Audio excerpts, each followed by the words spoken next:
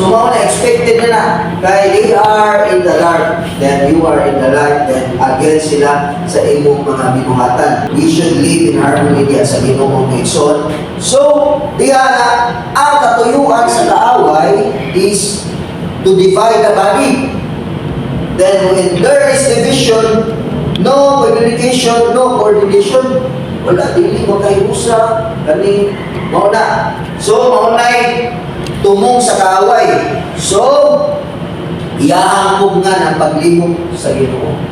Eh, once gani nga, ma-dislocate, ma-disconnect, walay paglihok sa Ginoo, di makaplow ang tahong sa Ginoo.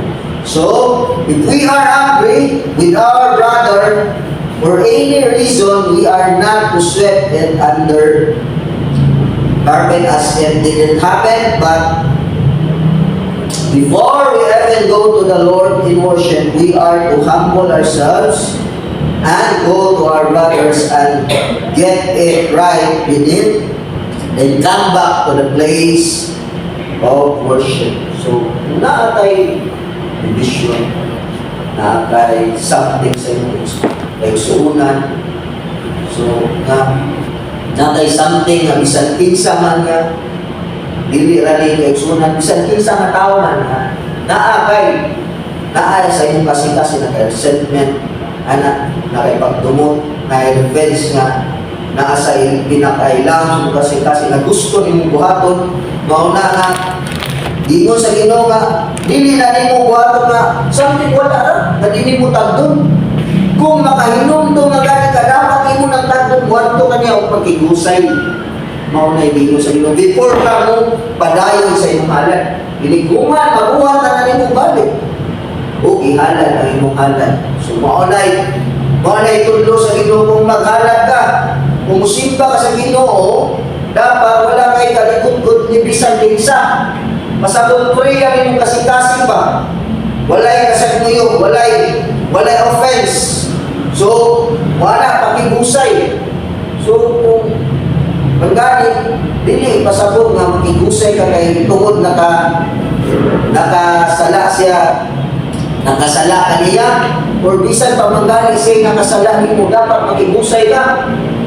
Dili lang kay ikay nakasala makigusay, ara ka makigusay bisan siya nakasala nimo. Dapat waon imong goal ba na nag-create sa inyong relationship. Mao na, kung naay conflict, kung naay conflict, di mo magkasinabot din, monumenta ko, wala unity. So, dapat mo i-restore ng igsoon para wala na yung kalimutan. So, ang importante, kung di mo na lang ibuha, kung wala siya, di ka niyo kasi ang importante sa imong kasing-kasing. Tulungan ni sa Ginoo nga, sa imong kasing-kasing, wala kay kalimutan, isa-isa. Mo na yung tudlo nga about anger kay kung imo nagiging grow na ka na yung anger, yung resentment, bitterness, yung resentment towards sa mga tao until nga magkagrabe. At mo na huli to murder. Mo na yung sa Ginoo nga, thou shalt not murder. Nagika na sa atong mga resentment, bitterness nga, atong gikip, dapat buyan din na. Kaya dili man na siya maayo sa tuang kalag. So, kung imo na i-feed, dili na iya sa Ginoo nga Espiritu. So Satan, the accuser of the brethren, will enjoy the disunity between believers in a church. Yan nag-enjoy mo igsoon mo na iya ginabuhat ka ni mo na nga never condemn your brother sa iyong sala mo na usual may tabo nga nakasala siya i-condemn dayon mo na maulaw na mo simpa. Dahil mo na iyang tanaw. Dahil at first, isagwa na ni mo git-condemn ang tao na nakasala. Ibawa niya sa isagwa na ni mo git-condemn. Sa iya kasing-kasing, grabe na ng condemnation daan. Diya sa iyang guiltiness, diya sa Ginoo. Na naamatay conscience mo igsoon, na Espiritu sa dulo na. Balugin ka na sa yuta. Then kung ikaw igsoon, dapat na i-comfort punta. Na sa condemnation gi-feel daan na dayon ikaw so na feel pag iniya ang condemnation sa imo sa mo di na mo balik mao na nga Mao na, before nga mutanaw ta, mutudlo ta sa usa ka tawo, mo na gingon sa Ginoo nga, tanawa sa inyong bulig sa inyong mata. Diba? Before ka mutudlo sa usa ka tawo. So mao na nga dapat bisan unsa man ang differences natong tanan, mao na ang part sa maturity sa usa ka Christian. Bisan unsa man ang ma-offend ka, diha matest lang itong maturity sa isip pagka-Kristohanon. Diha matest mga igsoon ko, nagatubo ba kita sa Ginoo? Diha matest mga igsoon ko, naay naka-offend na ito, unsa tamo response. Bisan asa man, sa trabaho man, or sa atong simbahan, unsa tamo response. O na, giingon ni Pablo, repay evil with good. Overcome evil with good. Mao na ang pinakasakto nga response ng Igsoon na wala tayo bisan unsa. Bahala na sila kalabot na ito ng Igsoon. Ang importante sa atong konsensya, limpyo tayo sa Ginoo. Wala tayo resentment. Mao gina pinaka-importante. So, then, mao na ang mga tao na nasayod sa pinakasulod sa atong kasing-kasing kung unsa ka clear atong conscience na wala tayo pagtumunti lang. Makita na nila through our action ng Igsoon nga. Ipakita na ito, mabisan unsa kabate sa ilahang treatment sa kuha, ato yapon i-show ang kindness ng Igsoon. Kaya kung ano man, muna ang expected na behavior sa usa ka Kristohanon. Muna expected na behavior na ito nga. Once naay mga bati istorya na ito, di ta mubaw sa bati. Giliba ka, mubaw sa naglibak, amin ang Kristohanon. So, pero bisan unsa man nila ginabuhat, ang imong pagbawas mga Igsoon, pagkamaayo ka pagkaginom sa Ginoo. Kung ibuhatan ka di maayo, nga imong baslan o maayo, mura na siya itong iyang example na nagkuhan ka guling, na konsensya ba, na makonsensya siya sa iyong ibuhat sa imuha. So, wala na, never tolerate the strategy, never tolerate mga Igsoon, ang binuhatan sa iyawang ng magbis.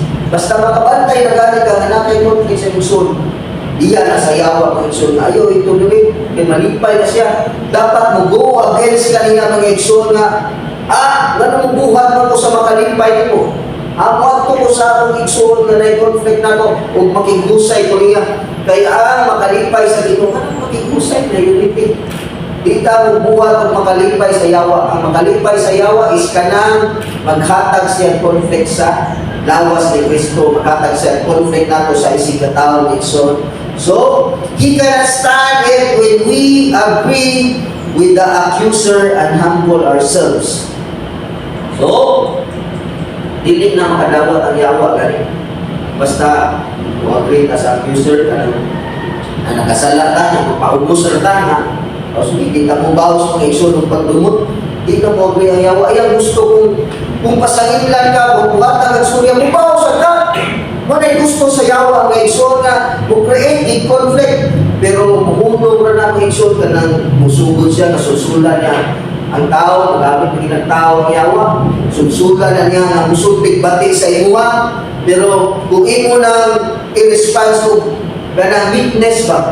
Humble spirit mga Igsoon. Kung imo mao na i-response mo, mahulong na Igsoon. Ganang matakbo ang yawa mga Igsoon sa iyang binuhatan. Then when we repent and ask for forgiveness of our brothers, mo na hindi niya gusto magpaubos ka. Kay kanang sa conflict mga Igsoon na hindi na na magpaubos. Huwag kayo magpaubos na, huwag kayo may tapon na pag-usay. Kay familiar mo ng istorya, sana ko siya pag-ulang. Kanay-ngana, mga pray man ang puro, isa may magpaubos ninyo doa. Kung may magpaubos ka, kung nakasala, yung magpaubos ka, katong nakuha sa naikusan sa iyang behavior na bati, di po magpaubos ka, wala kayo may tamo ng unity. Pero kung naay magpaubos mo ng Igsoon, naay restoration niya may tamo.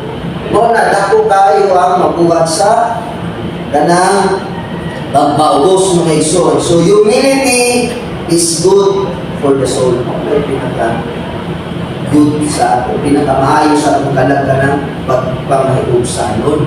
Espiritu. mo na giingon sa Beatitude na blessed are the meek, di ba? Blessed are the meek. Katong mapaugsanon. So, kung sa response nato, kung naatay